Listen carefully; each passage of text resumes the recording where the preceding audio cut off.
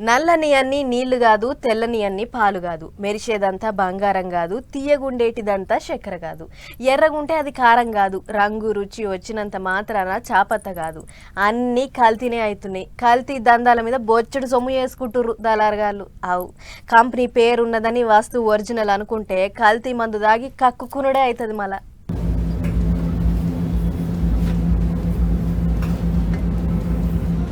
బాటళ్ళు original సరుకు నకిలీ. అవు ఎర్రమందే, సేమ్ రంగు సేమ్ బాటళ్ళు, కానీ లోపల సరుకే కల్తీ.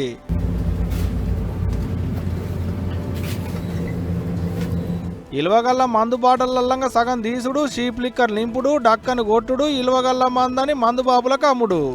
నేను ఇలువగల్ల మందు తాగుతున్నా అనుకుంటా మంది ముంగట పొంకనాలు కొట్టుకుంటా పెగ్గుల మీద పెగ్గులు గుద్దుతుంటారు మనోళ్ళు. కానీ సీస మాత్రం సూపులకే సింగారం, లోపల ఉన్నదంతా అలకదక్కువ మందే. షేర్లింగంపల్లిలో ఉన్న ఒక బార్ల ఇలువగల్ల మందు బాటలల్లా అలకదక్కువ మందు కలుపుతుంటే పట్టుకొని కేసులు రాసి ఆబ్కారీ పోలీసు వాళ్ళు.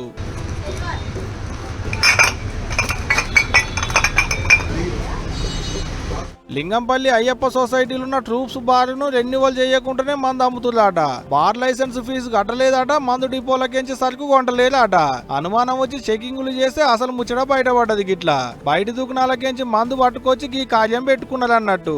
అలకదక్కువ మందుతోని నింపిన 75 మందు బాటలు, ఇంకో 55 ఖాళీ బాటలను సీజ్ చేసి కేసులు రాసి ఆబ్కారోళ్ళు.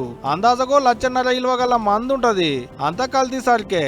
మరి ఎన్నాళ్ళ సంది నడుస్తుందో గీదందా?